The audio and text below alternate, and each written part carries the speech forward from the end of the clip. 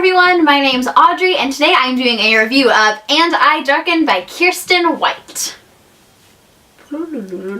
That's where the name goes. This book follows Lada Dragwalia, if I said that right at all, and she is the toughest, fiercest princess in Wallachia. She is afraid of nothing, torments everyone, and is incredibly scary.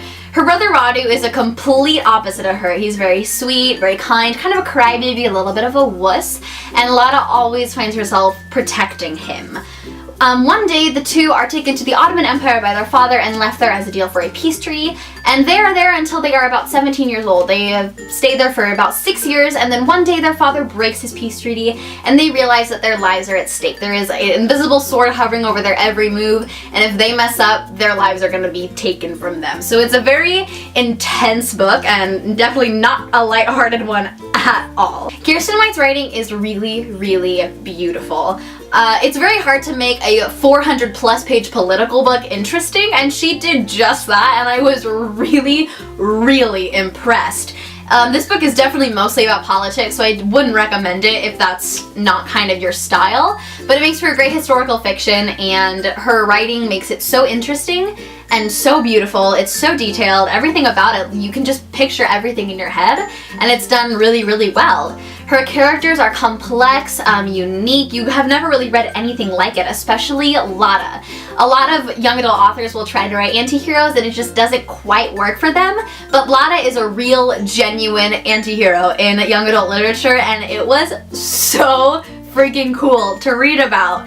You typically will find the naive kind of, oh, I want to be brave, but I'm so scared, and the, I'm not pretty, but you actually are. Lada is none of those things. She is brave, she is scary, and she is not attractive, and she's aware of it, and frankly, she does not care. And that's a really cool thing about her, is that she doesn't have the distraction of vanity, so she could just focus on rising up in her kingdom and gaining power. It's really, really, really cool. Her brother Radu was kind of a wuss, but he was the first character I really liked in the book because he was a nice, refreshing change from Lada, who was scary and mean and fierce the whole book. He was very kind, very sweet, very gentle to everyone he met, and he made friends with people at the drop of a hat.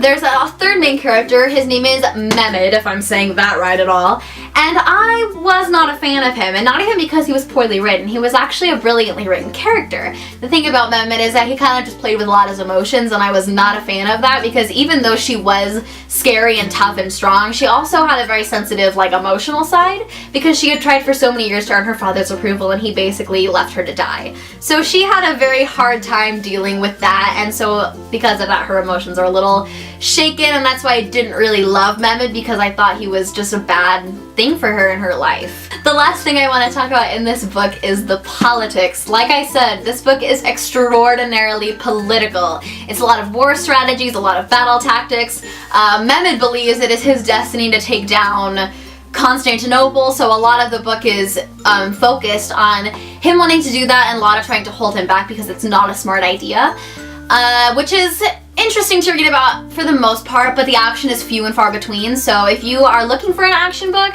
high fantasy, this is not the book for you.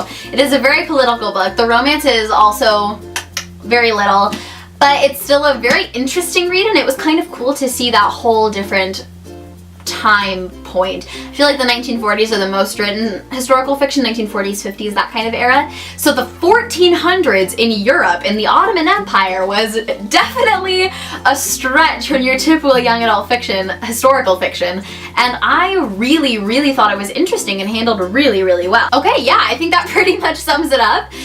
If you're looking for a book with an awesome anti-hero who is afraid of nothing and takes on everything, I would recommend this book, but like I said, politics, religion, maybe this isn't the book for you.